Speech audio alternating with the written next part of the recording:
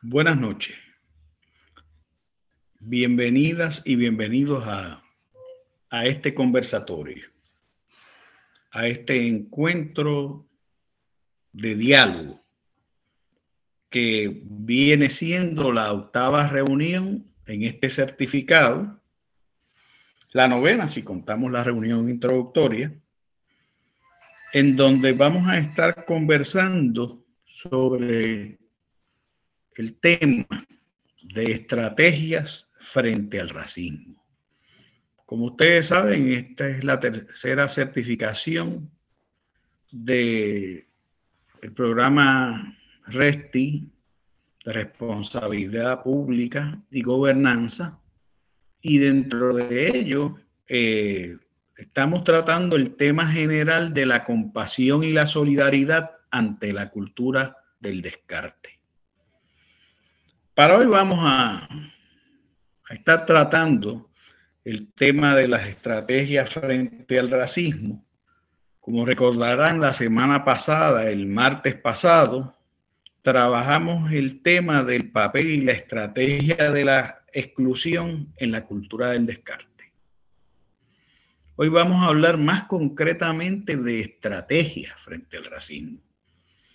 Tenemos 4 invitados que por su experiencia de vida y por su quehacer han lidiado de manera cercana, personal y a sus actividades, han lidiado con el problema del racismo.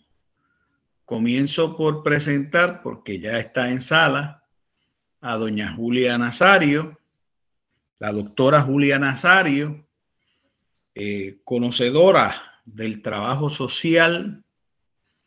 Es también la honorable Julia Nazario, alcaldesa del municipio de Loíza.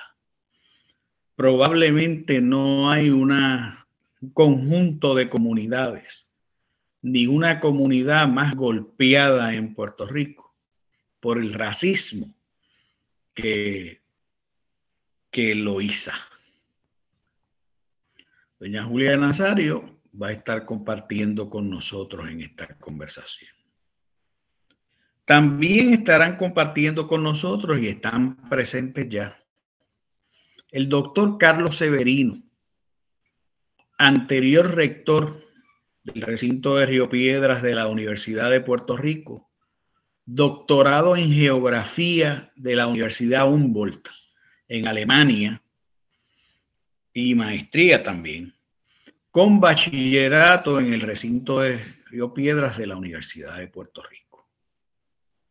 Está con nosotros también el actor Modesto Lacén, y podríamos hablar de otras actividades y nos hablará él, quien es egresado de la Universidad de Puerto Rico, recinto de Río Piedras, en el bachillerato en Humanidades, en el departamento de Drama.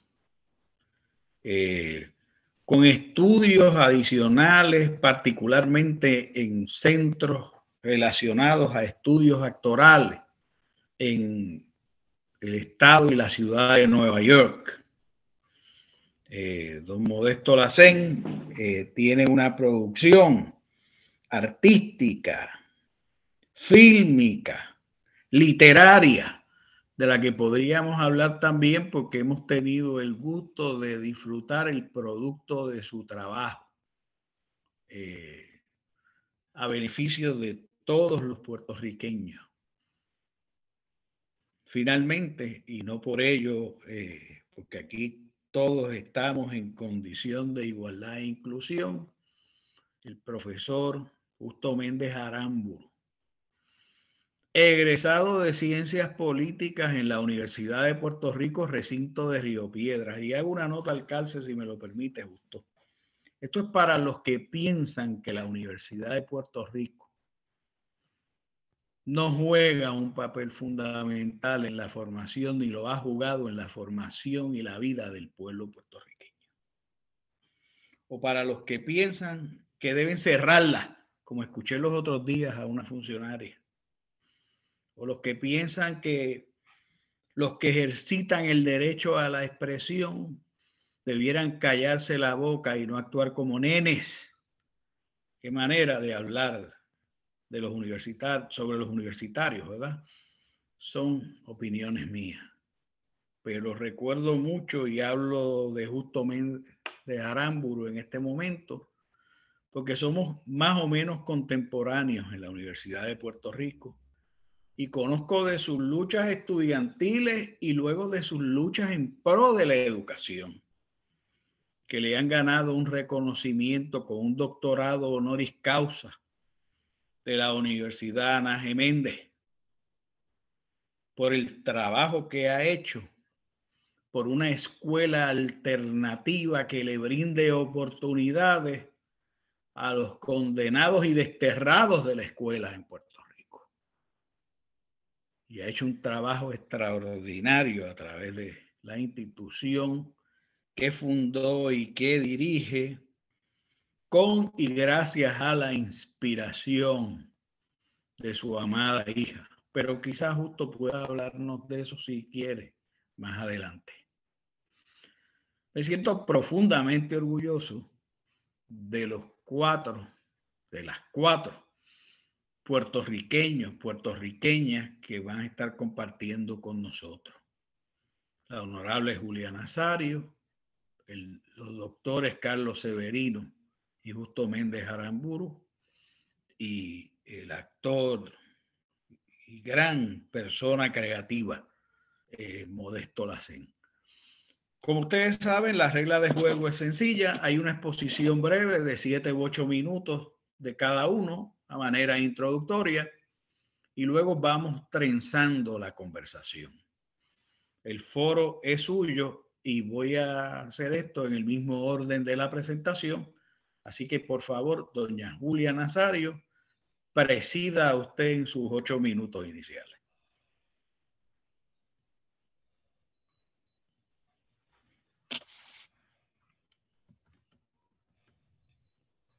¿Me pueden escuchar?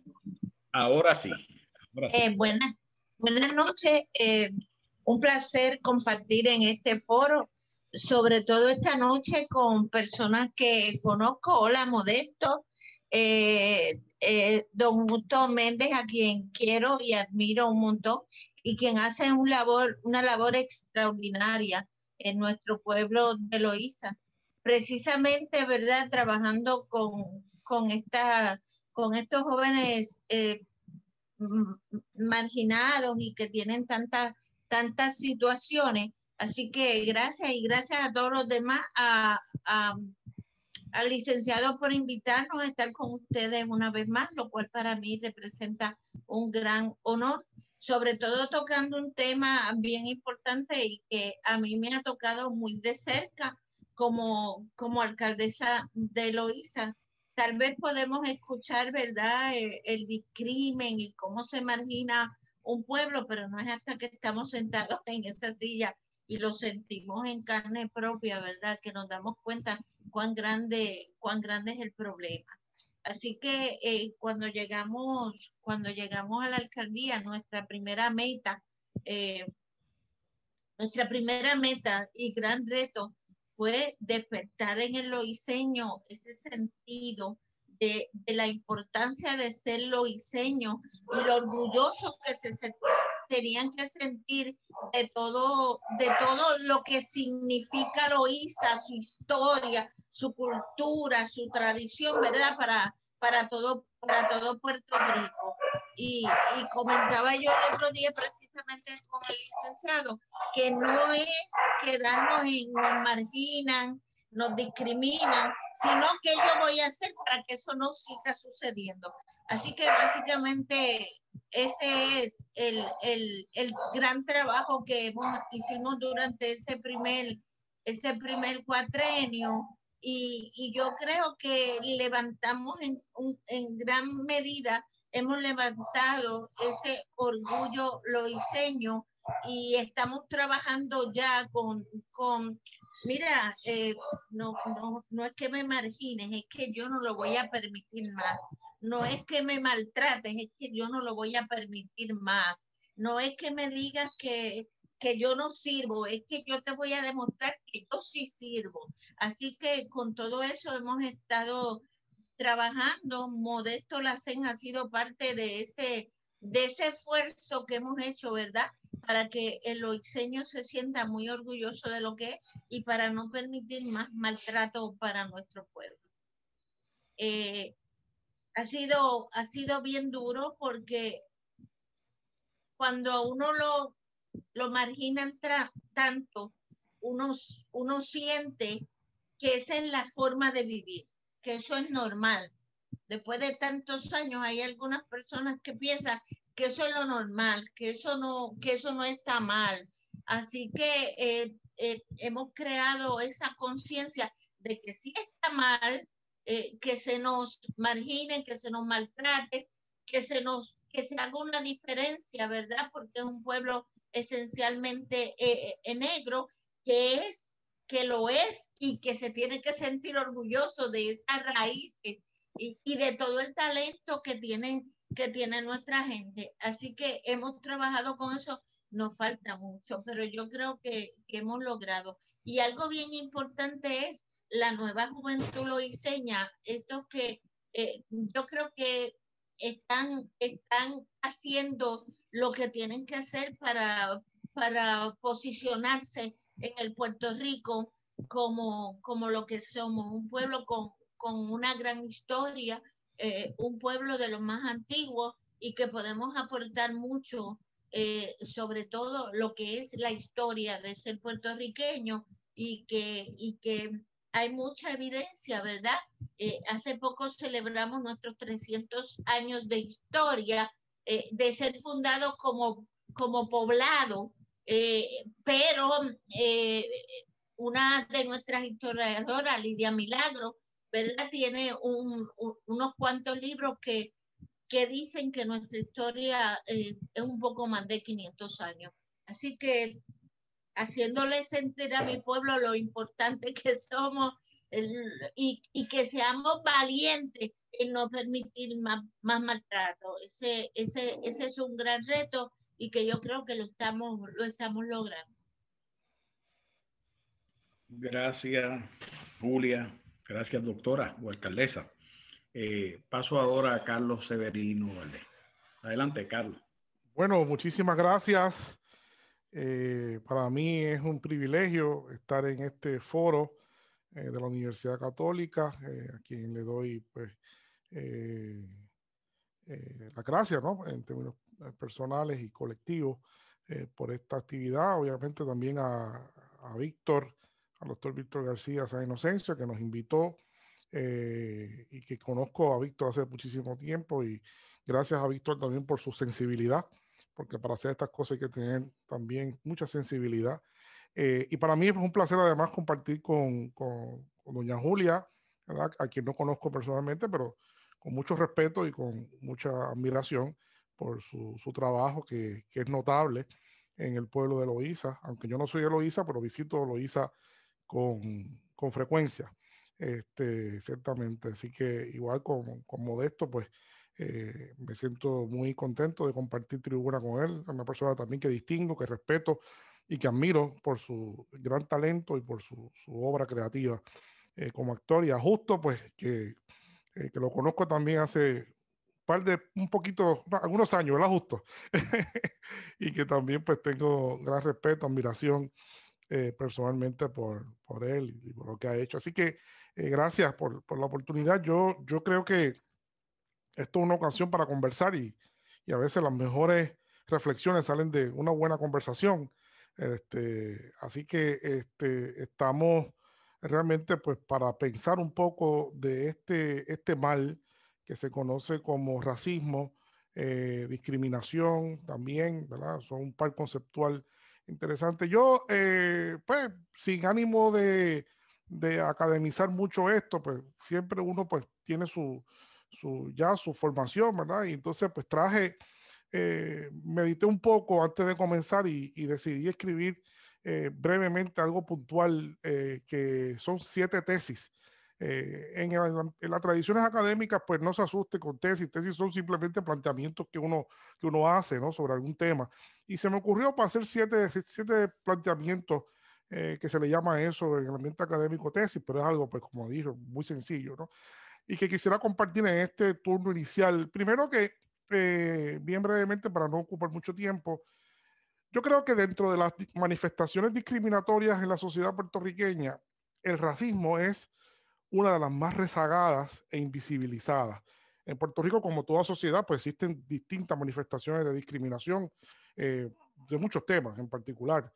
Comenzamos por la mujer, ¿verdad?, por discrimen por orientación sexual, muchísimas formas y maneras de discriminación, pero una de ellas también es racismo. Y yo creo que el racismo ha permanecido todavía bastante rezagado, tanto porque ni siquiera conocemos, tenemos todavía temor de hablar de estos temas, hay cierta resistencia de parte de la gente, hay muy poca educación sobre esto, así que por eso es que este tipo de foros es tan importante.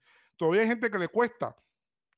Usted lo ve como cuando, ¿verdad?, y con todo cariño, toda la gente cercana a uno, a veces le cuesta decir que una persona es negro o negra, ¿no? Y eso es parte del problema, porque creen que van a ofender a uno por decirle negro, ¿no? A nadie le ofende si le dicen colorado o le dicen rubio, pues porque es así, ¿no? Simplemente no hay nada malo en que le diga, y es parte del asunto que yo, ¿verdad?, he visto como algo importante que destacar. Segundo, en Puerto Rico, históricamente, las organizaciones antirracistas han tenido mucha fragilidad y un alcance relativamente escaso, ¿no?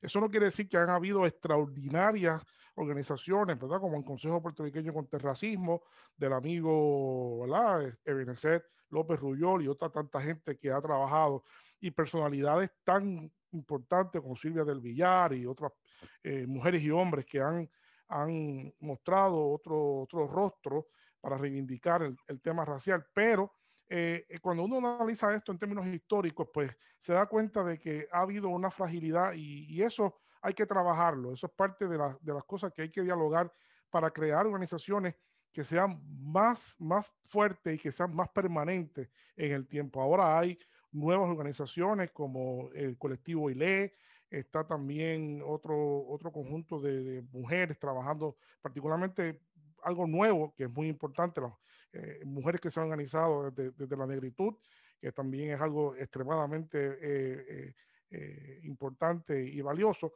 pero todavía tenemos que yo creo que dar un paso de mayor cohesión y de mayor contundencia a la sociedad puertorriqueña, todas y todos juntos. Yo creo que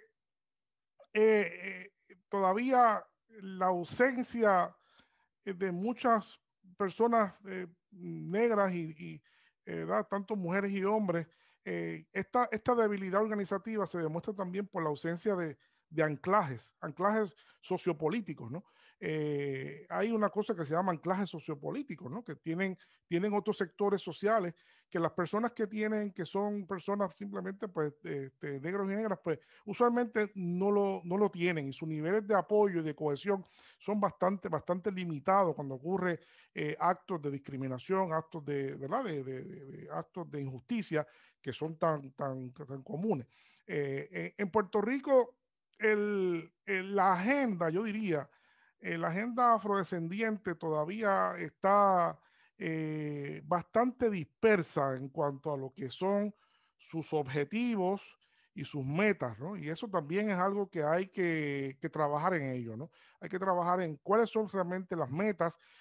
Yo vengo de haber, por muchos años he visto de cerca el funcionamiento de organizaciones antirracistas en Latinoamérica, en Colombia, Perú, en países como Bolivia, que uno piensa pues, que no existe, y todo lo contrario, hay una actividad muy efervescente de investigación, de denuncia, de cohesión en esos países, que yo creo que en Puerto Rico ha faltado dar ese paso, ¿verdad?, de conjunto.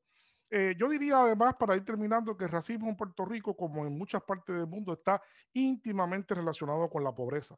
Hay una función pobreza, racismo que es muy fuerte, ¿no?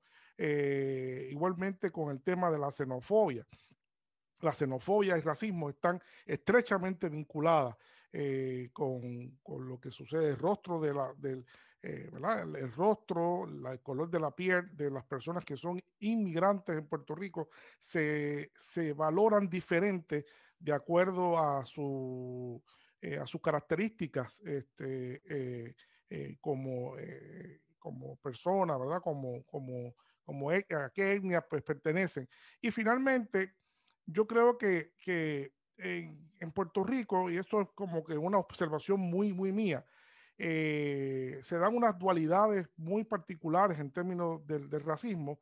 Existe una normalización bastante en las clases sociales más bajas, cierta pues contundencia, la clase pobre, clase baja, clase media, ¿verdad? Clase media baja, diríamos, pero es con el ascenso social, podemos decir, la negación de la posibilidad del ascenso social, y es con el ascenso social que yo diría que la discriminación se exhibe con mayor contundencia en Puerto Rico, ¿verdad? El hombre negro, la mujer negra es tolerado perfectamente, es integrado perfectamente en ciertos niveles sociales, pero cuando esa persona pues ya llega a otros niveles, pues ahí comienzan a ver, diría yo, y esto simplemente son observaciones que quiero hacer para abonar a la conversación, tanto con los compañeros y compañeras, como con el público. Ahí lo dejo porque ustedes saben que los profesores pues tenemos ese problema de que nos gusta hablar poco, así que lo dejo ahí. Don Modesto Lacén, gracias Severino. Don Modesto Lacén en su intervención inicial. Muy buenas noches a todos y a todas. Alcaldesa, saludos. Un placer, doctor Severino, igual, Méndez. Y muchas gracias a usted por invitarme. Quiero decir de entrada que me alegra que la discusión se dé de distintos puntos de vista. Siento que en nuestro país, en la televisión, en los medios, solamente los abogados analizan las situaciones de nuestro país. Y siento que es importante también verlo desde un punto de vista humanista, ¿no? Porque no solamente los abogados tienen, ¿verdad? La verdad o son dueños de los saberes, ¿no? Así que gracias por invitarme a hablar esta noche con todos ustedes. Yo soy actor de oficio, de profesión, estudié en la Universidad de Puerto Rico a mucho orgullo y llevo ya 30 años de carrera. He trabajado en televisión, cine, teatro, radio, protagonizado la serie Celia Cruz de televisión internacional, una serie que no mucha gente sabe este dato, pero es de las pocas series, o la primera serie inclusive protagonizada por actores negros en habla hispana. Esto fue en el 2014, hace pocos años atrás. Otras series que también está en Netflix, y recientemente el próximo jueves estreno una película en los cines de Puerto Rico, Perfecto Anfitrión. Hablo de mi trabajo como actor porque yo empecé con el sueño que cualquier niño o niña tendría de hacer teatro, de hacer cine, de ser parte de esa historia hermosa, actoral que tiene nuestra isla.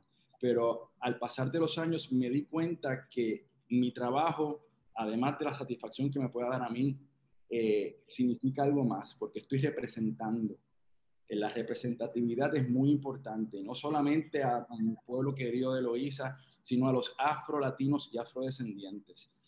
Yo he trabajado en distintos mercados, en Colombia, en España, República Dominicana, en Estados Unidos, por supuesto, y he interpretado diversos personajes, no solamente puertorriqueños. Así que cada vez que yo participo en un proyecto, no solamente hablo de Puerto Rico, hablo de todos los afrodescendientes. Eso es muy importante porque siento que en las artes, específicamente en la actuación, se está abriendo un poco la brecha, pero es importante que los personajes, las historias que hablamos de las personas negras, no se circunscriban solamente a lo histórico, a lo cultural, a lo deportivo, a lo histórico.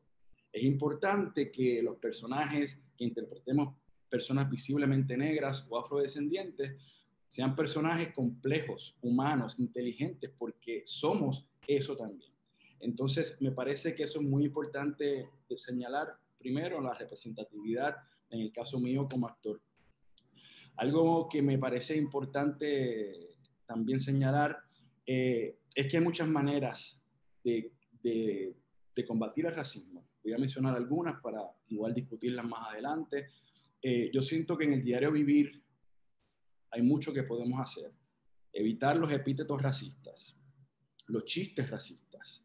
Cuando una persona negra dice que es víctima de racismo, creerle, no reaccionar, sino pensar y tener empatía, porque se sorprenderán que casi, yo diría todas, esto voy a ser absoluto, todas las personas negras tienen alguna historia relacionada al racismo. Entonces es importante escucharlas antes de decir y reaccionar. Esa persona es acomplejada, no tiene razón. Escuchen, porque hay mucha desinformación, ¿no? Porque seamos un país mestizo no significa que no haya racismo, claramente. El racismo tiene que ver con un sistema político, social, económico. No hay racismo a la inversa, por ejemplo. Entonces es importante en ese diario vivir tomar acción. Tenemos que, siento yo, escoger unos líderes que vayan afín con esa ideología de equidad, con esa ideología de inclusión, de que todos somos iguales. Estamos viendo ahora mismo el resultado de esto. Ahí es posible que la Universidad de Puerto Rico se cierre. Entonces, ¿qué líderes, llamados líderes, estamos escogiendo para que rijan el país, para que permitan a personas de distintas partes, especialmente a pueblos como Loíza o gente negra, que a lo mejor no todos, muchos no tienen el beneficio, el honor de accesar a una universidad privada y no tienen la Universidad de Puerto Rico, donde, por ejemplo, yo estudié, mi mamá estudió. Y gracias a eso estoy yo aquí hablando con ustedes. Mi abuelo fue pescador y mi otro abuelo trabajó en la caña de azúcar. Yo soy un actor políglota que trabaja en diferentes mercados. Si no llega a ser por la Universidad de Puerto Rico y por el esfuerzo de mis abuelos, mis padres, no podría estar aquí. Así que sin duda es importante apoyar, como bien dice el doctor Severino, a las organizaciones antirracistas y organizaciones que vayan también alineadas con ese propósito. Hay muchas organizaciones comunitarias que están haciendo un trabajo maravilloso. Yo soy parte de la Junta de Taller Salud, organización que acaba de ganar el premio Tina Hills, uno de los premios más importantes de la filantropía en Puerto Rico, y a mucho orgullo soy parte de esa junta que trabaja con el municipio de Loíza, no solo por las mujeres, sino también por los hombres, ¿no? Y por esas masculinidades tóxicas que hay que sanar. La educación, y termino con este tema, la educación. No solamente está en peligro las escuelas públicas, que he tenido la oportunidad en estos días de ir a varias por unos talleres que estoy ofreciendo, y se me hace difícil pensar cómo un estudiante puede tener ánimo de soñar, de querer trabajar por el país cuando desde la planta física no tienen un lugar bueno para estudiar. Los maestros tienen que dar de su bolsillo para pagar el aire del teatro, para comprarle materiales, para que las cosas funcionen en sus salones. Universidad de Puerto Rico, por supuesto, para mí que es el oxígeno y sangre de nuestro país. Es imposible tener un país sin una universidad. Entonces, es importante que esa educación se amplíe y que sea desde distintos puntos de vista. La esclavitud solamente, o por lo menos la aportación de las personas negras, en muchos momentos se ve solamente desde la esclavitud. Y el que ha estudiado historia sabe que no es así. La aportación de las personas negras y afrodescendientes en nuestro país es vasta. Entonces es importante que en esa educación se presenten todas esas caras. No solamente fuimos personas esclavizadas, somos abogados, ingenieros, doctores. Entonces es importante desaprender. Para mí, yo creo que la palabra que quiero hoy compartir es desaprender muchas conductas, pensamientos, sentimientos que tienen que ver con la persona negra en Puerto Rico para así poder trascender y poder realmente tener un país equitativo y que esa persona negra tenga el mismo derecho, la misma posibilidad de ser un gobernador, de ser un científico, de ser un actor, y que eso no sea la excepción, que sea parte de la norma, que sea parte de todo lo que somos. Así que muchas gracias. Hay unos temas para conversar y seguir discutiendo. Muchas gracias a Modesto Lacén. No hemos concluido la ronda introductoria y me siento ya que nos estamos llevando en el equipaje muchas experiencias y saberes. Ojalá y este diálogo fuera semanal, pero estamos en la primera, fuera semanal con este grupo, ¿verdad? Pero estamos en la primera reunión y en su turno inicial le corresponde el turno a Justo Méndez Arámbulo, que debo decir que hemos compartido mucho en muchas instancias, no solamente en el bachillerato, sino de que antes de yo conocer a Justo, conocí a sus padres, uno que fue maestro en la universidad, y a su señora madre, que siempre lo digo, siempre lo diré, mi mejor maestra en 7º y 8º grado, fue mi maestra de geometría, de álgebra y trigonometría, y las recuerdo profundamente, justo con emoción. Adelante. Muchas gracias, Víctor. Muchas gracias a la Universidad Católica por permitir este espacio a mi hermano Víctor, porque nuestra madre, mi madre y maestra y su maestra nos hizo hermanos. Y gracias por ese sentimiento por mi madre, Víctor. Muchas gracias. Ellos dicen, Víctor y Carlos dicen que han sido muchos años, no se atreven a decir que es casi medio siglo que llevamos de compañeros de lucha, lo que nos ha hecho compañeros de vida. Ya esto más que unas ideas conjuntas es una hermandad. Y para mí siempre un honor y un gusto estar donde esté. Mi amiga Julia, que la honorable Julia Nazario, alcaldesa de Loíza, pero más que todo mi amiga, a quien yo también quiero mucho, Julia. Y para mí siempre que yo oigo de que Modesto Lacén va a estar, yo rápido me entusiasmo, ¿sabes? Porque soy su admirador.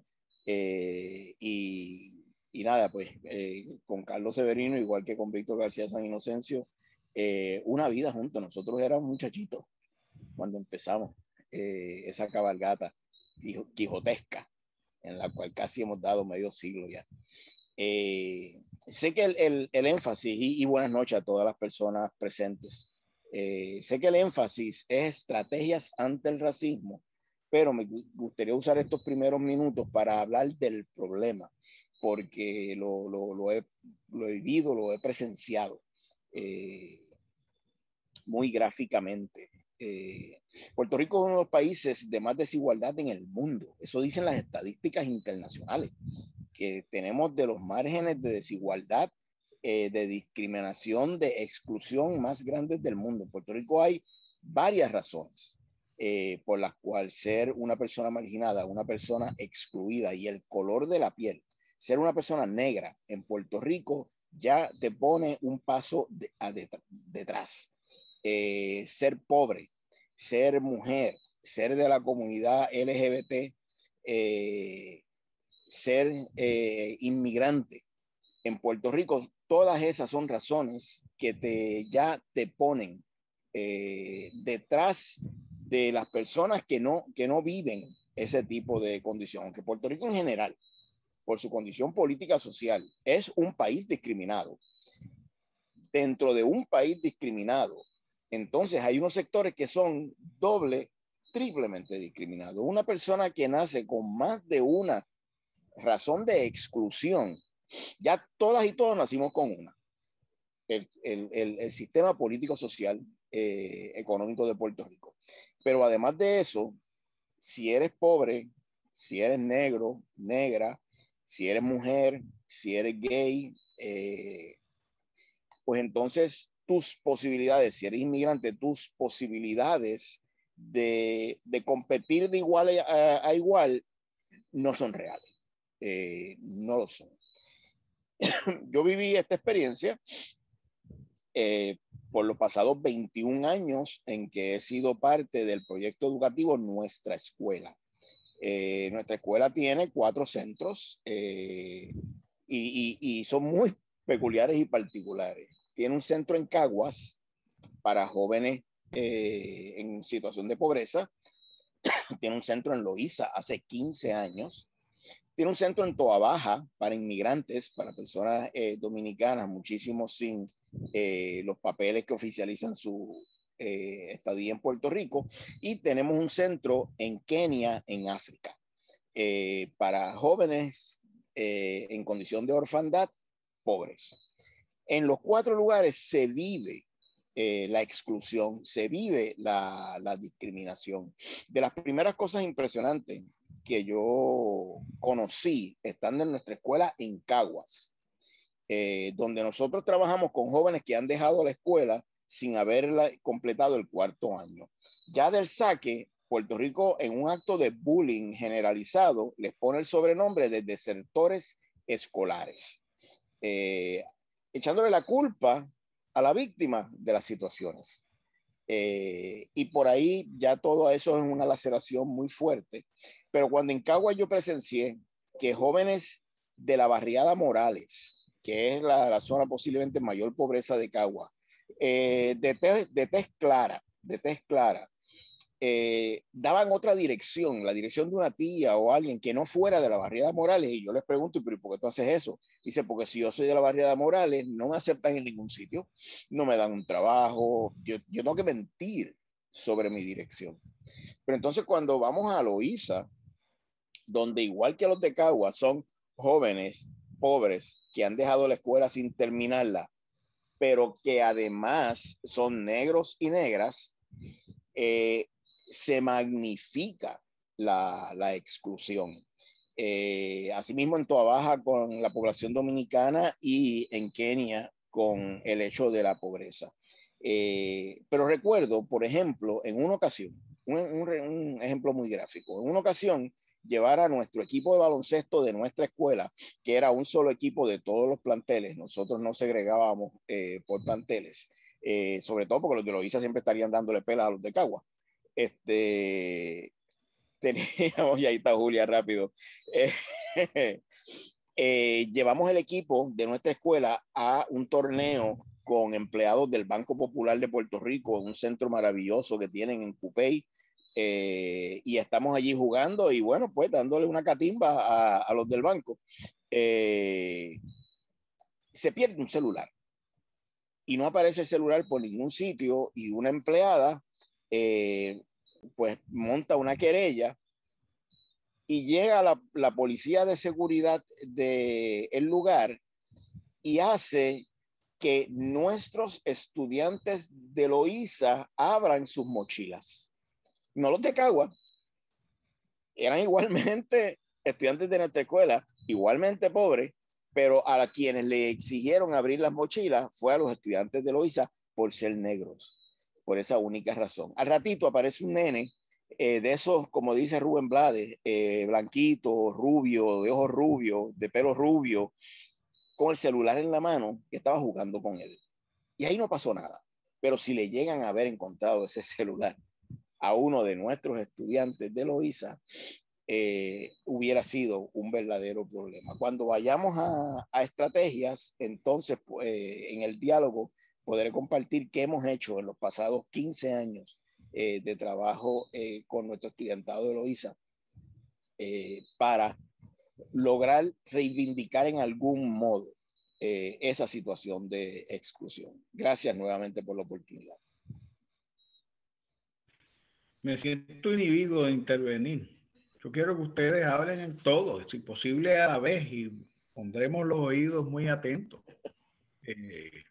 Nada, invito a Severino a que se tire al charco antes que la alcaldesa. Veo que Loíza está sobre representado aquí, por fin, en algún lugar en Puerto Rico. Adelante con la conversación. Mira, yo creo que hay algo muy importante que se debe tener presente cuando se van a establecer metas para trabajar con esta realidad tan triste. Y una de ellas es algo que Modesto mencionó. O sea, si algo, una aspiración debe haber es que toda niña o niño negro, negra en Puerto Rico tenga la posibilidad de desarrollar libremente su personalidad. Yo creo que esa es una de las grandes aspiraciones. Hasta que eso no suceda, hasta que cada niño simplemente sienta que puede ser lo que quiere ser, porque eso es su aspiración y no tenga que estar encajonado, porque hoy en día la verdad es que una parte importante de la población pues tiene que tener simplemente una limitación de sus aspiraciones. Y es sencillo. Vemos que cuando uno va a ver lo que son los guardias de seguridad, que es una cosa, una ocupación que ha aumentado mucho en los últimos 30 años en Puerto Rico, pues podemos ver cómo están sobre representados las personas negras, hombres y mujeres, ¿no? Porque cada día hay más en ambos géneros. Podemos ver igualmente que, como decía justo ahorita, la criminalidad en Puerto Rico tiene también un perfil y tiene unos rasgos fenotípicos mucho más representados de negritud que cualquier otra condición fenotípica de Puerto Rico. Eso que justo llamó hace un ratito, que habló de que es ese asunto de, de, de los problemas con la permanencia en la escuela, ¿no? Es también parte de esa realidad. Y tiene una expresión bien clara. Eso tiene que ver con la pobreza, como decíamos, tiene que ver, ¿verdad? Tiene que ver con la discriminación, con todos estos problemas sociales que todavía persisten, y con estos abismos de distancias que hay. Y lamento decir, ¿verdad?, que cada vez más marcado que lo que era antes. Y me uno, por supuesto, a la expresión y al reclamo que hace Modesto sobre la Universidad de Puerto Rico, porque sin la Universidad de Puerto Rico, no solamente él, como dije, pues yo también le debo todo a la Universidad de Puerto Rico en gran medida, eh, porque fue allí yo me formé, y a mí todavía recuerdo cuando llegué a Alemania, y eso debo compartirlo más a menudo para que la gente sepa. Cuando yo llegué a Alemania, después ¿verdad?, después del impacto inicial que uno tiene, recuerdo yo que cuando los profesores me conocían un poco a uno, me preguntaban, pero ven acá, eh, ¿dónde tú estudiaste? O sea, cuando uno le hablaba, en los trabajos que uno hacía, oye, yo estaba allí con gente de todas partes del mundo, ¿no? Y no era que yo fuera nada extraordinario. Lo único extraordinario en mí, puedo decir ahora, 30 años después, lo único extraordinario que yo tenía era mi formación de la Universidad de Puerto Rico. Eso era lo único extraordinario, porque los profesores se impactaban del nivel de conocimiento, del bagaje cultural que uno tenía, que no era que yo fuera, insisto, no era que yo fuera más que nadie, es que eso es típico en la universidad. Era leer las grandes obras en estudios generales, tener acceso a conocer los mejores autores en las disciplinas, ¿verdad? Y me pasó consistentemente. Y ese mecanismo de ascenso social que ha sido tan importante para las personas negras también hay que valorarlo. Pero insisto nuevamente, como aportación, yo creo que mi gran aspiración debería ser o debe ser, ¿verdad?, marcada en que algún día en la sociedad puertorriqueña y en todas las sociedades, mujeres y hombres negros pues tengan la posibilidad de desarrollar libremente su personalidad y ser lo que quieran ser. Julia, cuéntanos, ¿qué estamos haciendo en Loíza? A propósito, justo, recuerdo que fuimos juntos a Taller Salud y recibimos tremendo taller ahí en uno de los retiros de la Fundación Comunitaria. Es que otra cosa que yo he compartido con Justo es que fuimos por algunos años parte de la Fundación Comunitaria. Pero doña Julia, háblenos que tenemos 100 personas participando directamente. Saludos y agradecimiento afectuoso a todos, y los que pueden estar por las redes y los que van a ver esto más adelante. Adelante.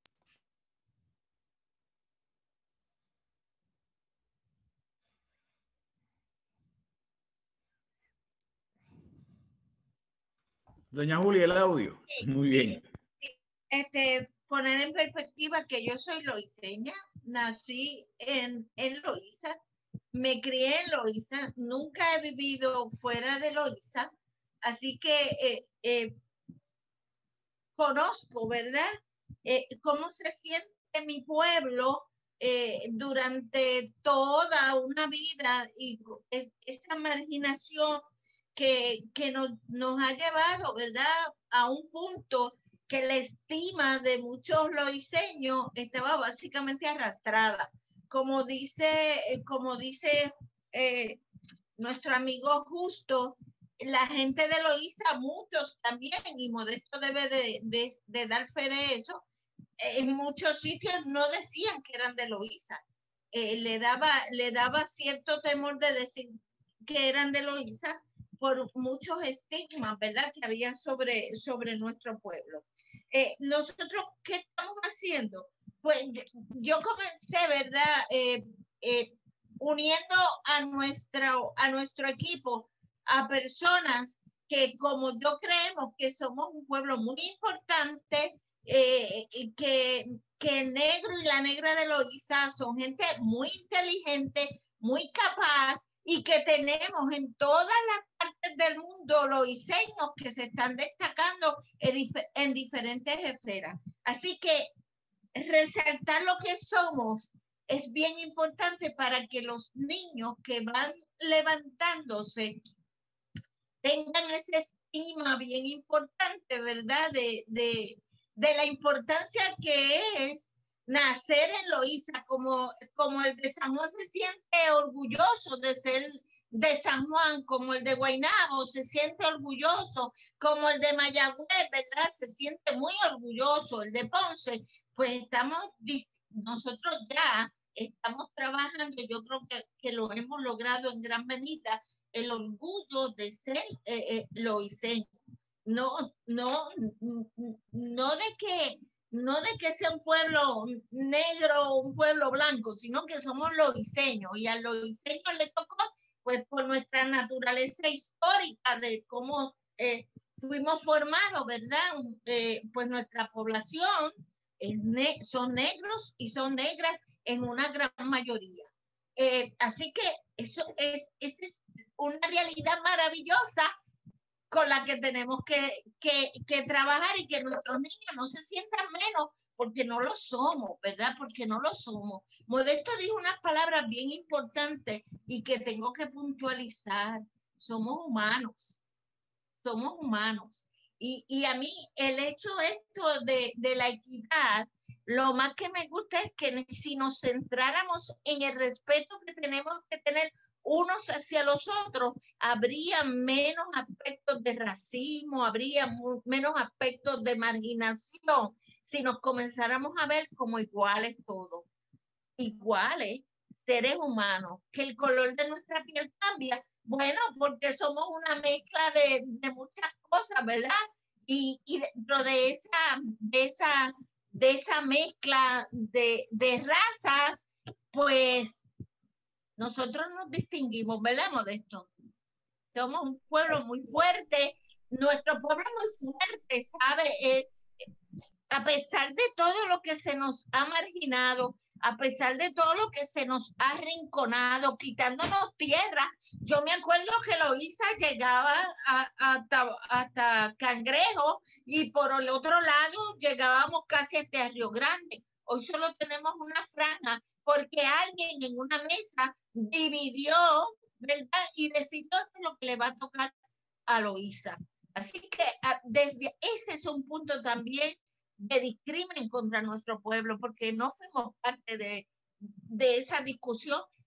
Para mí, no sé, Modesto, si para ti, Loíza llegaba hasta después de Puente Herrera, casi llegando a Río Grande en el otro puente. Pues te digo que no, el otro día nos mandaron los nuevos mapas y Loíza llega exactamente hasta la mitad de Puente Herrera. ¿Quién lo decidió? Pues alguien decidió que había que seguir marginando, ¿verdad?, a Loíza. Yo creo que hemos trabajado con eso, por resaltar lo que somos, a un Modesto. A mí me encanta que Modesto esté con los niños de nuestro pueblo, y yo lo invito a que esté en todas nuestras actividades, porque es un ejemplo para los demás hasta con limitaciones económicas, como dijo Modesto, ¿verdad? ¿Hasta dónde podemos llegar? Taller Salud hace un trabajo extraordinario, nuestra escuela hace un trabajo extraordinario, y yo creo que todo lo que hacemos es reforzar lo que somos, lo que somos. No podemos llegar a otro lugar si no reconocemos y aceptamos lo que somos. Eso es imposible. Así que mi trayectoria hacia un nivel más alto comienza reconociendo dónde estoy y hacia dónde voy. Así que eso es parte de lo que hacemos. La educación es vital. Yo creo que lo dijo el doctor Severino, igual lo dijo Modesto, y justo, hay que seguir educando. Y dentro de esa educación, las raíces. Si yo no sé de dónde vengo, no me voy a sentir orgullosa de lo que hoy soy. Así que yo creo que nuestra escuela se ha perdido, nuestra escuela no la suya, don Justo, nuestra escuela, nuestro sistema educativo es culpable en un gran sentido de que el puertorriqueño no conozca su esencia. No la conocemos la esencia porque no está en nuestros libros, ¿verdad? Nos traen la historia de otros países, de otros estados, pero a nosotros no se nos da la oportunidad de tener en un libro la experiencia de dónde yo vengo. Y si yo no sé de dónde yo vengo, realmente cuál es el camino hacia atrás, hacia dónde voy. Eso es orgullo, eso es esencia. Yo trabajo con mi pueblo eso mucho. Cuando llegamos, nuestro lema era Loíza, tierra de cultura y tradición, y yo le añadí y de esencia. ¿A qué yo me refiero con la esencia? De nuestras raíces, ¿verdad? Nuestras raíces mayormente africanas. Así que a eso es lo que me refería. Y hay que cambiar todas esas estigmas. Y le voy a hacer, termino con esto, una experiencia que tuve con esta, después de la pandemia, la criminalidad ha aumentado en todo Puerto Rico, pero parece que fuera en Loíza nada más. Y cada vez que tenemos algún acto en Loíza, la prensa llega. Puntual. Ya yo sé que a las 6 de la mañana tengo que estar leyendo todo y llamando al comisionado, porque yo sé que a las 7 de la mañana me voy a encontrar allí con la emisora. Pues mira, me armé de valor la última ocasión, y cuando la periodista me dijo por qué lo hice, yo le dije, pero este weekend hubo 16 asesinatos. ¿Usted va a visitar los otros pueblos también para hablar de ese asunto? No es que estoy minimizando que pase esto en Loíza, es que no puedo permitir que sigan diciendo que nada más pasa en Loíza, porque es un problema social que arropa Puerto Rico completo. Y si arropa Puerto Rico completo, no es porque Loíza es negro que pasa, es porque es un problema social. Es que tenemos que comenzar a buscar respuestas sociales para lo que está pasando en nuestro país. Y no es un problema únicamente de Loíza porque es negro, ¿ves? Así que eso le puse un alto, y ahora se escuchan a los periodistas hablando, pero es un problema que pasa en todo Puerto Rico. O sea, porque no podemos permitir bajo ninguna circunstancia que se nos sigan poniendo unos estigmas que después trascienden más allá de Loíza, y entonces cuando ven a nuestra gente pasa lo que le pasó a Justo Méndez cuando buscaron el celular nada más que en un negro de Loíza. Eso es un cambio que tenemos que hacer a través de reconocer nuestra esencia y de seguir educando sobre todo a nuestros niños para que se sientan muy orgullosos de los que son, y que los valores le corresponden a blancos, a negros, a amarillos, a todos nos corresponden. Así que hay que trabajar con eso. Me apasiono porque muy bien. Yo pongo todos los días el himno a las 9 de la mañana, el himno de mi pueblo suena y lo escucha todo el que esté en el litoral del pueblo. ¿Saben por qué? Porque el himno de Loíza lo que habla es de todo lo que puede hacer el loíceño, y sobre todo lo importante que somos para la historia completa de Puerto Rico. Así que gracias por escucharme. Muy bien, Julia. Julia, yo te escucho y escucho a cada uno de los que están en este conversatorio y me emociono mucho. porque presentarse a la caja de bateo con 2 strikes y siempre en la segunda del noveno y 10 carreras abajo es una tarea de titanes. Y eso un poco describe en términos beisbolísticos cómo los dados están cargados en la estrategia de la exclusión para promover y patrocinar el descarte.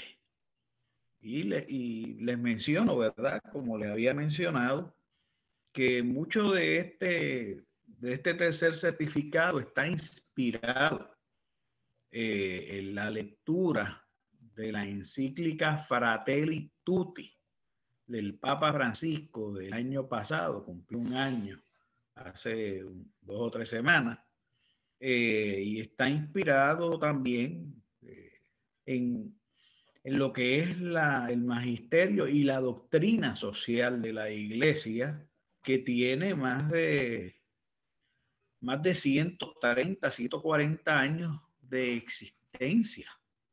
Viene desde la segunda mitad o desde el tercer cuarto del siglo XIX.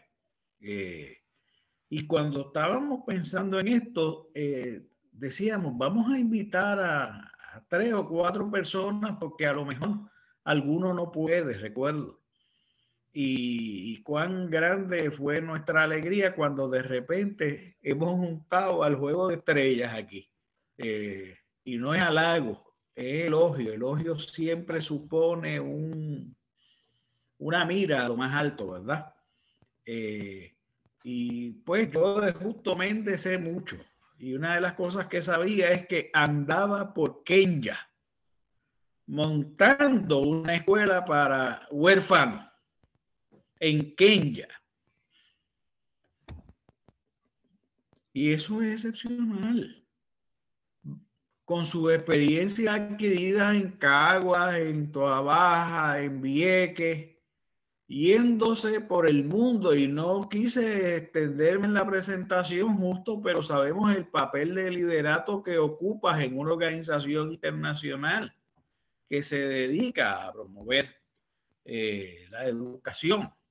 De manera que explícanos, hablamos de tu experiencia y después entra Modesto y esto es un baile entre 4, recuerden, adelante. Y el reloj corriendo. Si tú te fijas el poquito tiempo que queda, pero en respeto cultural, la escuela en Kenia, en el sector Ruai, al lado de Nairobi, se llama Shule Yetu. Shule Yetu es nuestra escuela en Swahili. En ningún momento quisimos ponerle nuestra escuela o quisimos ponerle our school, nada por el estilo. Shule Yetu, que es el nombre de la escuela en Swahili, nuestra escuela en Swahili. Y hablando de cangrejeros, porque aunque ahora todo el mundo es de Santurce y yo de Cupey, pero todo el mundo es cangrejero y yo no. Yo soy fanático cangrejero que tengo asientos en el parque reservados. Y al único juego de la temporada que voy a faltar es el de esta noche, porque entendí que era un regalo que se me hacía invitarme a este panel. Así que es el único juego de la temporada que me voy a estar ausentando por ti, Víctor, y por la invitación de la universidad y por compartir con este panel. Pero, ¿qué hacer? ¿Qué hacer? Yo entiendo que lo primero que nosotros como país necesitamos es reconocer el problema y deberíamos tener diálogos como este en todas las esquinas para reconocer el problema, porque esas exclusiones que Julia estaba, y usted perdón, ¿verdad? Que yo le diga a la honorable alcaldesa Julia, pero es que es mi amiga y yo la quiero. Esas exclusiones, el problema es que especialmente nuestra juventud, las ha creído y se creen inferiores. Cuando se le dice desertores escolares, que si ustedes buscan en Google la traducción de desertor al inglés, se van a quedar boquiabiertos cuando lean la última palabra que Google Translate tiene para desertor. La última palabra es rata. Y decimos que son el 75% de los confinados y que son el germen de la criminalidad en Puerto Rico, etcétera, etcétera, etcétera. Y nuestra juventud se lo ha creído. Nuestra juventud que ha tenido que salir de la escuela porque realmente no era el espacio donde podían estar, se lo han creído y se han creído criminales y se han creído todo lo que les dicen. Cuando nosotros abrimos la escuela en Loíza, se le nombró popularmente la escuela de los matones. Y nada, nosotros hicimos un trabajo de negociación entre 8 comunidades, entre 8 puntos de droga de 8 comunidades, y se firmó unos acuerdos. Y a nosotros, en los primeros 6 años de nuestra escuela, nosotros nos asesinaron 25 estudiantes. Comenzábamos a los 18 años. Luego identificamos que era que llegábamos muy tarde, bajamos a los 16, aún era muy tarde para comenzar a tocar esas vidas. Hoy comenzamos desde el embarazo. Pero nosotros nos asesinaron 25 estudiantes en Caguas, en Loíza y en Vieques, que en aquel tiempo teníamos centro en Vieques. Estadísticamente, proporcionalmente, el donde más estudiantes nos asesinaron fue en Caguas, per cápita fue en Caguas, después en Vieques y tercero en Loíza. Pero como dice Julia, no. Loíza es la cumbre de los asesinatos. Pues eso no es cierto. No lo es. Estadísticamente no lo es. Pero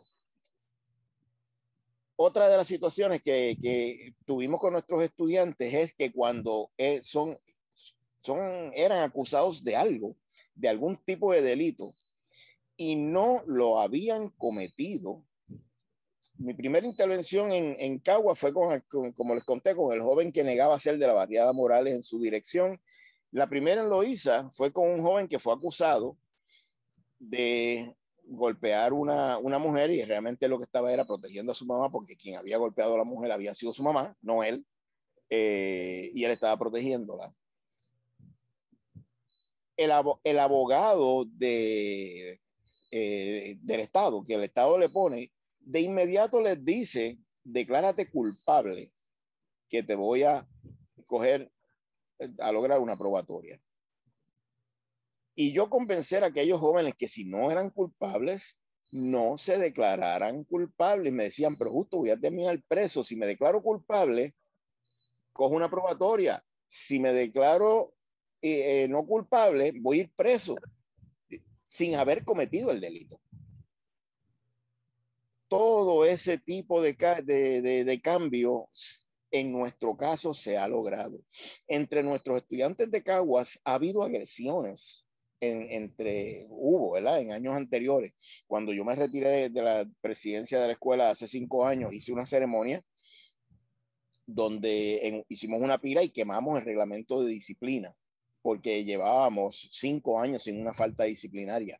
Me retiré hace 5, hoy día nuestra escuela de lo que mal llaman desertores escolares, lleva 10 años sin una falta disciplinaria. Entonces, ¿para qué tú quieres un reglamento de disciplina donde no existen las faltas disciplinarias? Por lo tanto, convencer a nuestra juventud de que no son menos es lo segundo. Lo primero, tener este diálogo a lo largo y ancho del archipiélago de Puerto Rico para reconocer el problema, reconocer nuestras conductas racistas. Pero lo segundo, convencer a nuestra juventud excluida de que no es cierto, no son menos, que tienen el mayor de los potenciales. Logrado eso en nuestra escuela por los pasados 21 años, hoy podemos celebrar los más grandes logros de parte de esa juventud excluida, donde entre otras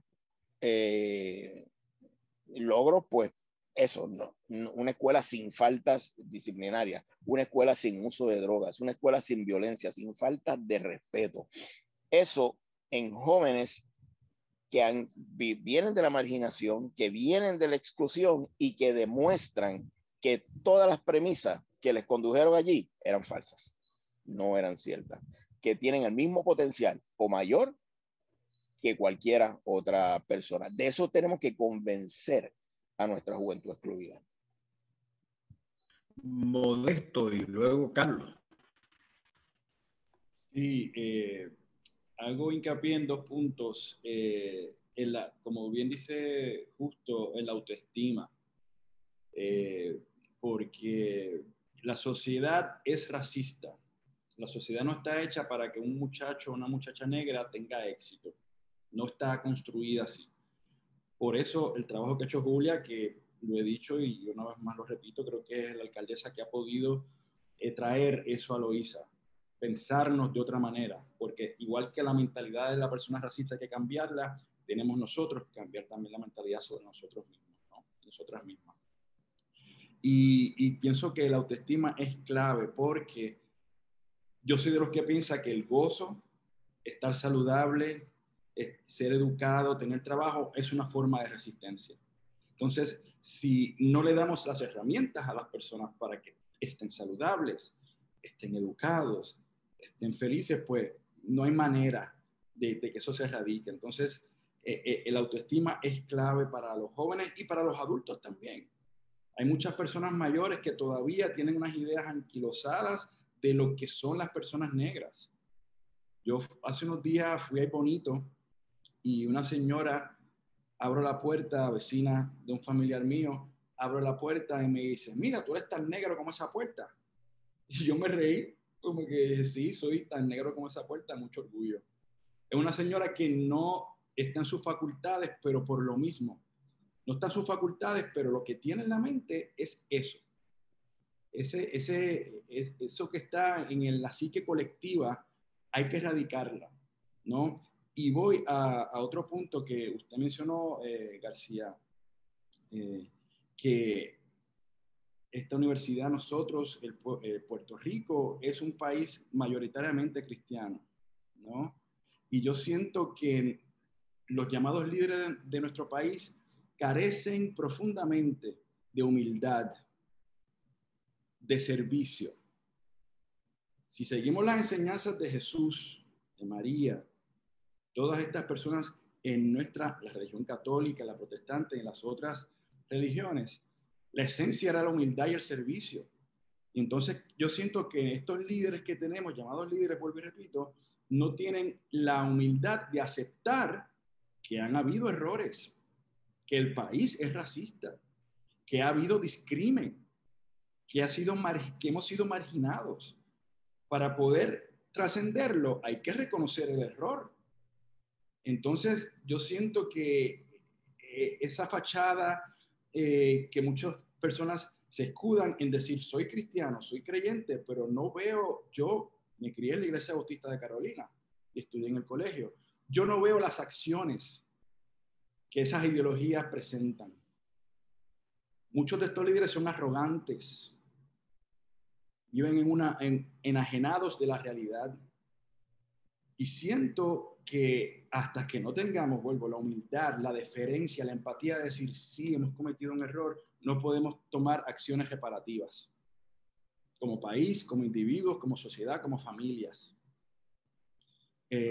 Y por eso vuelvo a que tenemos que desaprender lo que nos ha traído hasta aquí. Escoger esas personas que están al mando de nuestro país porque no están respondiendo. No están tomando acción.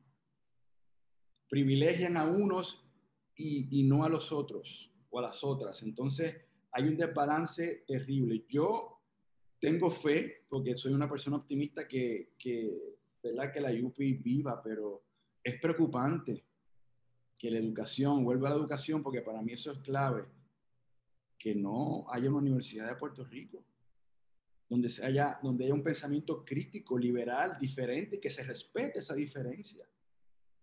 Yo soy, como bien dije, estudié en la Iglesia Bautista, pero respeto a las otras personas que no son religiosas, que son ateas o que tienen otras ideologías religiosas y espirituales. Entonces, hace falta ese respeto que Jesús lo tenía, ¿no? Y siento que carecemos de esa empatía. Hemos tenido estas ideas que rayan en lo extremo, que no permiten ver la humanidad del otro y de la otra. Ojalá nos identifiquemos más con la esencia. La esencia nuestra, como bien dice Julia, es el espíritu, no es la piel, no son los huesos. Ojalá nos identifiquemos con la esencia de cada ser humano, con el espíritu, para poder trascenderlo. Porque si no, siempre vamos a estar un tirijala que más jala que tira. Y siento que tiene que ver con eso. Tenemos que ser humildes y reconocer los errores y poner en práctica esas ideologías en donde nos criamos y en las que profesamos y creemos. Eso quería solamente añadir a la conversación. Carlos Severino, adelante. ¿Podrías narrar muchas de tus propias experiencias? Claro. Pero necesitamos que prendas el micrófono. Ahí está, sí, sí. Yo creo que uno de los grandes retos que hay con el racismo en Puerto Rico, porque el racismo asume distintas formas en distintas partes del mundo, ¿no? No es igual en todas partes. Y el racismo puertorriqueño es muy particular. Es un racismo que yo le llamo un racismo elusivo. No se deja mostrar fácilmente, no se reconoce. La persona racista en Puerto Rico, cuando comete un acto, a veces hay personas racistas conscientes, y hay también un racismo también que se comete inconscientemente. Pero cuando uno le hace consciente de que ha cometido una, como le llaman ahora los sociólogos, una microagresión racista, la persona dice, no, yo no soy racista, si mi abuela era negra, lo que te dice, ¿verdad? Entonces, eso me lleva a tener que narrar una historia, ¿verdad? Que yo tuve, una ¿verdad? De algunas que recuerdo, pero que me parece muy contundente. Yo en ese entonces era decano de la Facultad de Ciencias Sociales y recuerdo que estábamos con mi familia en Guánica de vacaciones unos días. Nos fuimos a Guánica de vacaciones unos días. Y entonces, en el lugar donde estábamos, pues era alejado del centro del pueblo, no había periódico, no había. Entonces yo me levanté temprano y dije, pues voy a comprar el periódico, ¿no? Para leerlo. En ese tiempo no había mucho digital todavía. Entonces me fui a comprar el periódico, di una vuelta por el litoral precioso de allí, y de repente cuando estoy camino ya hacia el pueblo, me pasa una patrulla de policía por el lado, y yo veo que se quedan como mirándome, ¿no? Pero pues sigo, y ellos pasaron, ¿no?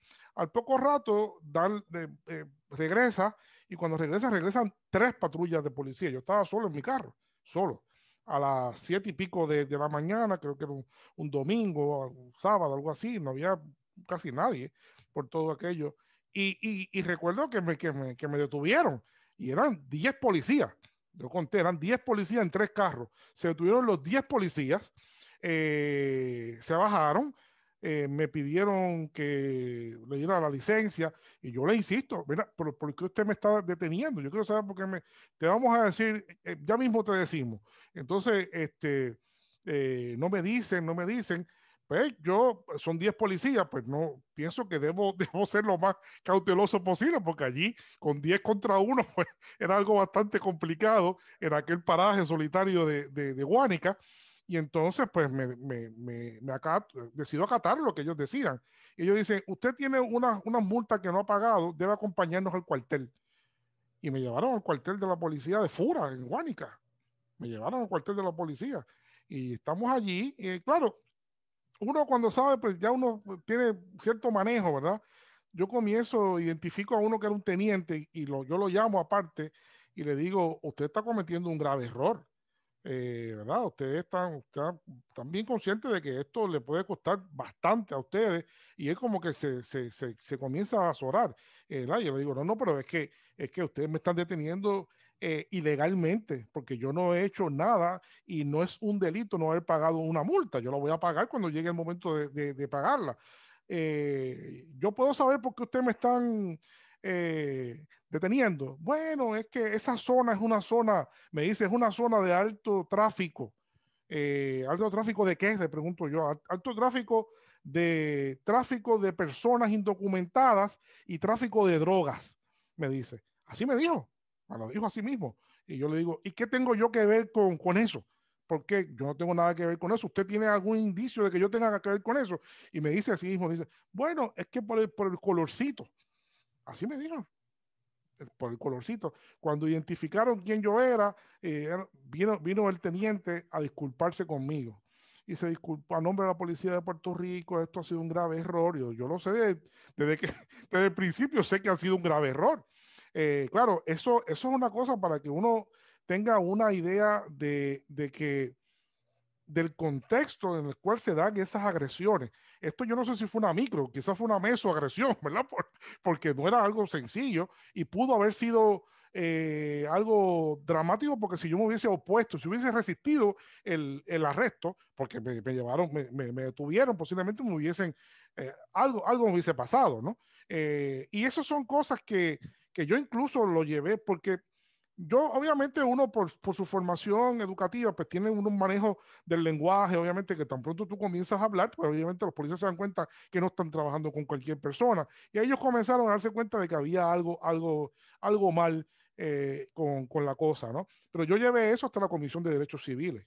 Ese caso yo lo llevé a la Comisión de Derechos Civiles, no tanto por mí, sino yo pensé en tantos amigos míos que son negros o negras, que le puede pasar lo mismo y que no tienen manejo de defenderse. No se pueden defender, que simplemente uno sabe cuántas veces eso ocurre. Y eso es como un cincel que da duro, ¿no? Esas son cosas que da duro y uno tiene que tener la entereza para poder sobrellevar eso, ¿no? Y salir adelante. Es duro, una realidad bastante complicada. Yo creo que en Puerto Rico tenemos que también, aprovechando que ya el tiempo vuela, tenemos que también estar abiertos a otras experiencias de otras partes. Y yo creo que lo dije al principio y lo repito ahora, hay una gran riqueza en América Latina, que quizás Modesto que ha estado por algunos países de América Latina, en Colombia, una gran riqueza organizativa muy fuerte en el Chocó, en otras partes, gente que está estudiando esto con un rigor, con una dedicación, ¿verdad? Las organizaciones son muy fuertes y esas experiencias nos pueden dar mucho aprendizaje en Puerto Rico a sentir esa posibilidad de ser fuertes en la sociedad y de protegernos, ¿no? Y de concientizar a la sociedad puertorriqueña de este asunto. Y hay un tema que no podemos dejar, que está muy en boga, que en Puerto Rico lamentablemente, porque estamos desconectados de esas realidades que se dan en las Naciones Unidas, todavía estamos en el decenio de la afrodescendencia. Estamos en el decenio de la afrodescendencia decretada por la Organización de Naciones Unidas. Y en Puerto Rico de eso, pues solamente en la Universidad de Puerto Rico es que se habla de eso. Para que tengamos una idea de la importancia también, volvemos a la importancia de la Universidad de Puerto Rico en ese sentido, pero en muchas partes del mundo está el tema de las reparaciones. Y eso es un tema que posiblemente sea extraño mencionarlo en Puerto Rico. Y no se trata de lo banal de que algún día algún gobernador o gobernadora le dé un cheque a todos los afrodescendientes de Puerto Rico. No se trata de eso, por favor. Se trata de que tiene que haber una reparación en algún momento dado, porque la distancia entre unos grupos y los grupos de afrodescendientes es demasiado grande y hay que educarnos, pero esa distancia se puede ayudar creando un fondo, un fideicomiso, ¿verdad? Que se vaya nutriendo para ayudar a la juventud afrodescendiente, afroboricua en Puerto Rico, a tener mejores niveles de acceso, ¿verdad? Mejor educación, a tener becas, a tener muchísimas cosas que hoy en día son simplemente carencias y que hacen más difícil el camino para este grupo, ¿verdad? Tan importante, pero tan poco valorado en Puerto Rico en términos históricos y sociales.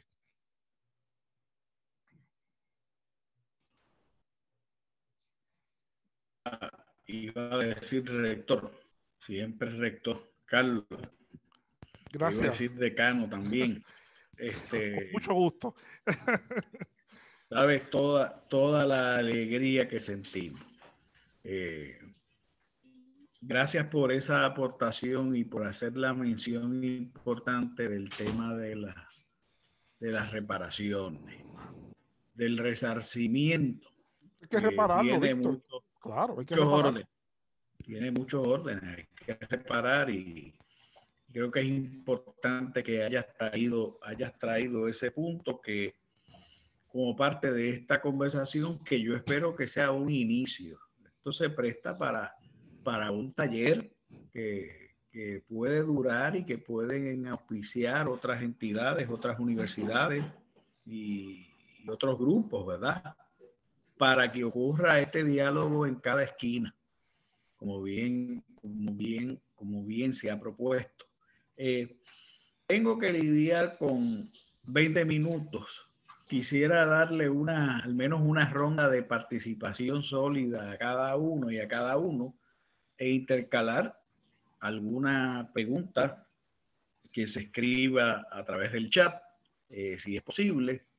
Les informo que la audiencia ha seguido aumentando al chat. Parece que alguna gente ha llamado a otro y le ha dicho, vente, que esto está bueno. Yo creo que está bueno, ¿sabes? No lo he hecho porque no tengo el teléfono conmigo. Pero vamos a una ronda quizá modesto. Empezamos contigo y vamos con Justo, con Julia y Sierra Severino. ¿Está bien? Adelante, Modesto. Sí, algo que pienso que, por ejemplo, el movimiento Black Lives Matter, ¿no?, que sucedió en Estados Unidos a raíz de la muerte de George Floyd, trajo mucha conversación, ¿no? Ojalá aprendiéramos a través del gozo, pero en este caso aprendimos a través del dolor, ¿no?, de la pérdida de este hombre. Y me llamó mucho la atención lo que sucedió, las discusiones que surgieron acá en Puerto Rico al respecto de eso, porque de momento lo que le pasa a los negros en Estados Unidos no me compete a mí porque yo soy puertorriqueño, pero cuando uno vive en Estados Unidos, yo viví en Estados Unidos, he vivido 10 años, 10, 11 años, soy una persona negra más allí que hablo español y tengo otra crianza, pero lo que le pasó a George Floyd, a Ahmaud Arbery, me pudo haber pasado a mí, le ha pasado a compañeros y amigos míos afropuertorriqueños, afrolatinos. Entonces, quería traer eso a colación porque hubo mucha discusión sobre todas las vidas, all lives matter, no solamente los black. Y entonces, pudimos ver, no, las heridas y lo que la gente piensa. Cuando se dice Black Lives Matter, no excluye a nadie. Estamos hablando que en este momento estamos prestando atención a esto que necesita atención, ¿no? Igual mucha gente habló de las protestas que hubo en Estados Unidos, hablando de esas protestas violentas. Entonces, creo que nos olvidamos que los que protestaron pacíficamente, como Martin Luther King y ahora mismo Colin Kaepernick, han sido igualmente amonestados. En el caso de Martin Luther King lo asesinaron. Él no murió, fue asesinado por protestar pacíficamente. Entonces, es importante entender la historia. Yo siento que vivimos un momento que estamos muy cómodos en la individualidad, en lo que me pasa a mí, y eso no me compete a mí porque eso es allá en Estados Unidos, cuando más allá de nuestra relación es un issue humano. Yo, por ejemplo, soy corredor. Yo hice una película en Alabama, en Mobile, Alabama, y antes del llamado para filmar, yo corría a las 4 de la mañana, y yo un día salgo a correr en una de las avenidas en Mobile, Alabama, y me empiezo a encontrar casas de la arquitectura, ¿verdad?, de principio de siglo, de la plantación, de esa etapa de los esclavos en Estados Unidos, y me digo, ¿qué yo hago aquí corriendo a esta hora? ¿Me puede pasar algo? Y me dije, no, igual no me pasa nada, eso es mi pensamiento, pero tuve que procesarlo. Meses después le pasó eso a Ahmaud Arbery.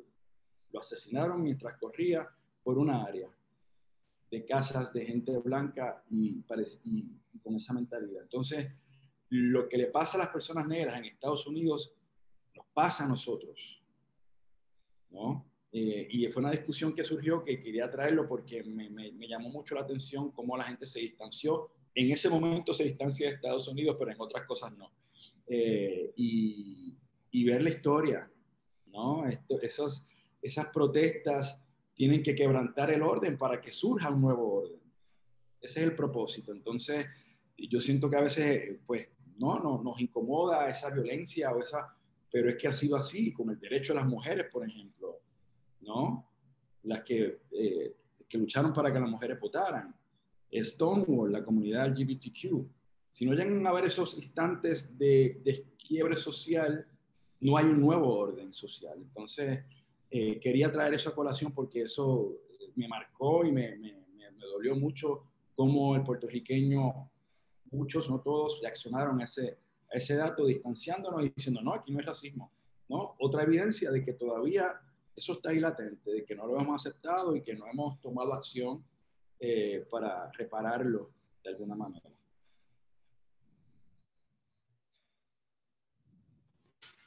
Adelante, Justo, y Julia y Carlos. Me parece que, bueno, está clarísima la exposición del problema, de la situación, y que todas y todos entendemos en términos generales que está mal, que no debe ser, que no debe suceder, pero herramientas contra el racismo, ¿qué hacer? Ojalá, Víctor, y esta certificación quisiera, y la Universidad Católica, lanzar ese diálogo, y personas que están en la audiencia que me ha llamado la atención, como a ti, Víctor, que se han mantenido y han aumentado en el transcurso de la noche y del diálogo. Lanzar un diálogo amplio con las 105 personas que están aquí, la universidad, la certificación, las personas que estamos en el panel, estoy seguro que estaríamos disponibles, pero que el diálogo sea liderado por representantes de los grupos excluidos, de los grupos marginados, de los grupos discriminados. Que el diálogo sobre racismo lo lideren personas negras. Y así con cada una de las exclusiones que hay en Puerto Rico, porque no podemos insensibilizarnos a que Puerto Rico es uno de los países con mayor desigualdad en el mundo y no pasa nada. No puede ser. No lo podemos dejar así. Tenemos que tomar acción y ojalá sea una iniciativa de esta certificación y de la Universidad Católica. Estaríamos en la mayor disposición con esa invitación, que cada uno de los sectores marginados, el diálogo sea liderado por representantes de ese sector. Esa sería mi exhortación. Doña Julia. Bueno, interesantísimo. Estoy sumamente agradecida de esta invitación. Voy a utilizar una palabra que nos dijo Modesto en algún momento, el desaprender. Y voy a traer dos pequeñas historias que me van a llevar unos 3, 4 minutos. Cuando ganó la primera elección para ser alcaldesa de Loíza, la primera entrevista que me hizo un canal de televisión, la periodista que estuvo allí, lo que me preguntó es cómo yo me sentía, una mujer blanca, siendo alcaldesa en un pueblo negro. Esa fue la primera pregunta que me hizo. Y era también la primera entrevista que me hacían, así que como que me quedé callada un momento, ¿verdad? Y de momento dije, es que yo no veo que yo sea blanca y ellos negros, nosotros somos el pueblo de Loíza y somos seres humanos, y así es que nos tenemos que ver. Aparte de que yo me crié aquí corriendo por los Cocales, cerca de donde vive la familia de Modesto, ¿verdad? En el barrio Las Cuevas, corrí por allí, así que yo no lo veo como usted lo está viendo. Pero luego comencé a hablar con mi pueblo y fue bien interesante porque nosotros tenemos una lucha por un conector que permita que Loíza se salve en caso de un tsunami, que el 80% de la población se salve. Entonces, cuando yo comienzo con el grupo que está trabajando, que hace más de 10 años que lleva la lucha por ese conector, cuando lograba yo que viniera la comisionada, cuando lograba que tuviera el Departamento de Transportación, los representantes de carretera, fundamentaban su lucha en el racismo, no porque nos marginaron, no. Y entonces, como que cuando salía el tema, todo el mundo se olvidaba, ignoraban nuestro pedido. Y de momento yo reunía con estas personas, yo le dije, yo estoy bien consciente que nos han marginado, pero eso no puede ser nuestro discurso. Nuestro discurso es un discurso de derecho. Nosotros tenemos derecho a tener una vía de escape. No porque seamos negros, es porque somos seres humanos y hay un proceso digno de igualdad. Así que igual que en Yabucoa se hizo un puente para unirlo con Humacao, nosotros merecemos un conector que nos lleve. Pues da la casualidad que en poco tiempo vinieron las mismas personas y el discurso fue cambiando, pero de momento él dice, porque nos marginaron, y el presidente de ese comité, porque nos han marginado, hace silencio, se voltea hacia mí y dice, aunque la alcaldesa no quiere que yo hable de marginación, yo tengo que explicarle a todos los que están allí, es que es verdad que ha habido marginación, es que es cierto que ha habido discrimen, es que es cierto que ha habido racismo, pero esta lucha está basada en un derecho para vivir, que lo tienen todos los seres humanos. Y a eso es que yo me refiero. No quiere decir, ¿verdad? Como dice Modesto, que tenemos que aceptar que el problema lo hay. Pero nosotros en Loíza hemos aprendido y estamos enfatizando que nosotros merecemos todo lo que tienen los demás seres humanos. Y eso se llama desaprender a seguir hablando de lo mismo y no buscar soluciones para lo que nos pasa. Así que el racismo sí es una realidad en Loíza, pero estamos enseñando a nuestro pueblo que junto con ese discurso tiene que haber un discurso digno de que valemos y que somos importantes para el pueblo puertorriqueño, porque somos también unos seres humanos maravillosos. Así que de eso es que se trata. Antes de pasar a Carlos, dos cosas. La primera es, siempre que tenemos estos conversatorios, siempre surge el deseo de que cada uno en sí mismo abra una línea de conversación. Así que no les extrañe que lo estemos llamando a ver qué puede hacerse, ¿verdad? Dentro del ámbito de una certificación, en este caso, aunque puede haber otro tipo de actividades, ¿verdad? Dentro del ámbito de una certificación que tiene una dimensión también académica y que pide la universidad a las personas que han estado asistiendo a un número de reuniones y a horas consecutivas dentro de una estructura y dentro de una temática. Entonces, Carlos, antes de pasar a Carlos, hay una pregunta en el chat por si tal clasificación existe más allá de los disparates censales, muchas veces discriminatorios, a los que nos exponen.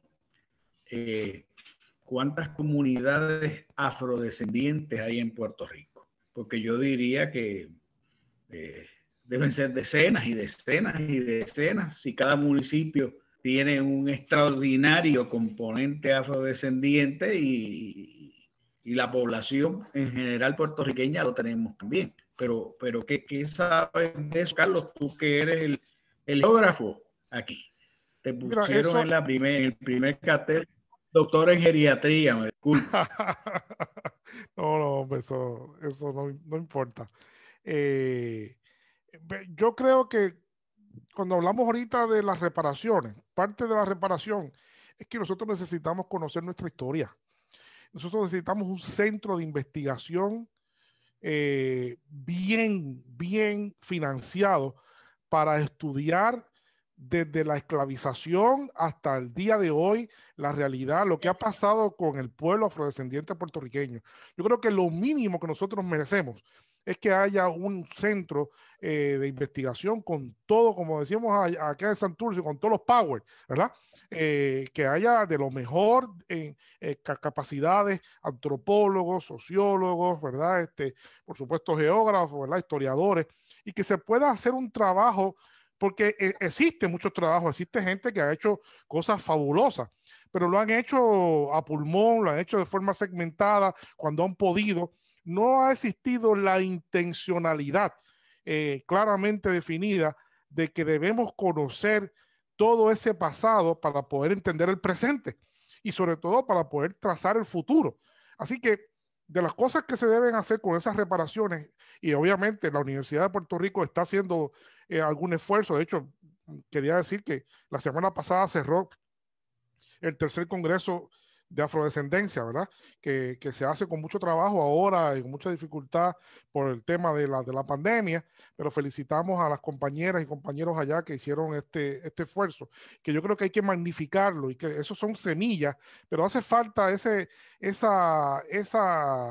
espaldarazo realmente, como decíamos esto, de unos políticos de alto nivel que entiendan la necesidad de que eso tiene que plasmarse definitivamente en un centro de investigación. Yo creo que eso es parte de eso, de que me hago eco a esa tendencia de desaprender, pero desaprender porque hay que aprender mucho y aprender bien, de cosas bien estudiadas, bien comprendidas, bien concebidas sobre nuestro pasado, que es el pasado de todos nosotros, de todos los puertorriqueños y puertorriqueñas. Mientras más entendamos lo que es el componente de la afrodescendencia en nuestra cultura, más nos vamos a entender nosotros mismos como sociedad puertorriqueña en todo su espectro, en todo su espectro. Y yo creo que vamos a ser una sociedad más orgullosa de lo que somos actualmente, ¿verdad? Porque nos falta ese ingrediente ahí.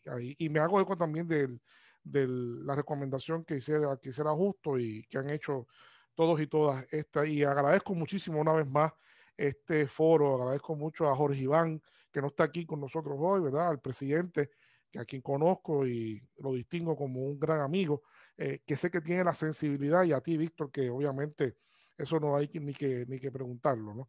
Gracias a ustedes por este espacio y gracias a los compañeros por estar aquí, compañeras, y al público que ha estado ahí. Hay 100 personas todavía. Esto es, no sé cómo lo hacen.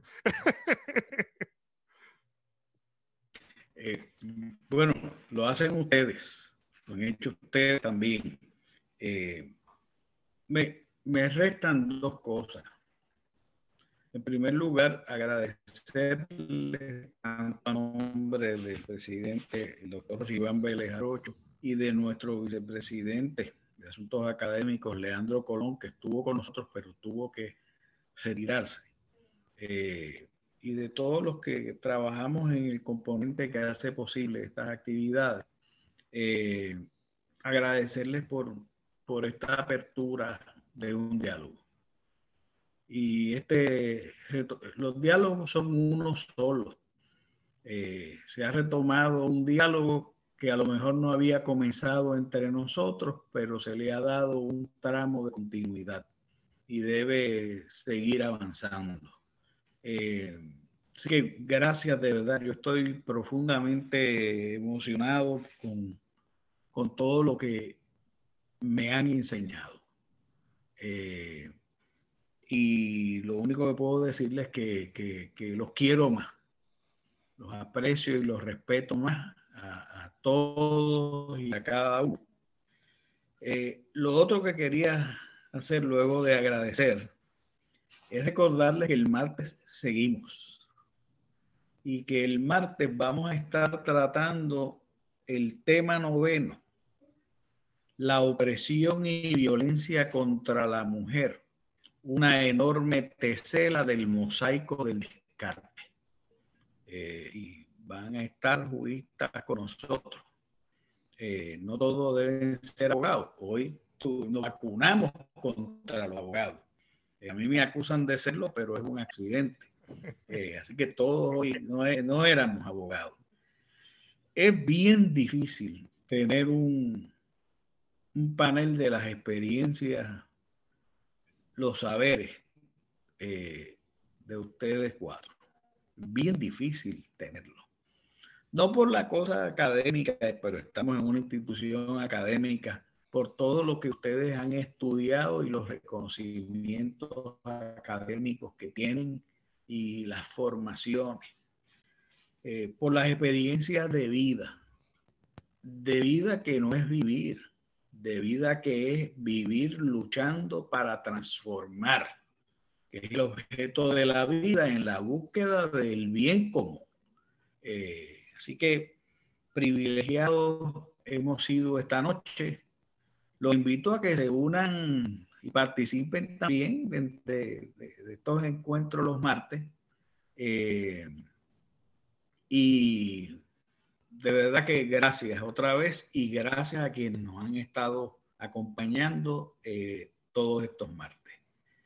Tengo que pedirle no me gusta despedirme, pero nos dieron las 9, así que abrazo bien grande y los queremos mucho, los quiero a todos y gracias a quienes han estado con nosotros siguiéndonos y a los que verán esto en el futuro, porque va a un repositorio que estará disponible para accesarse.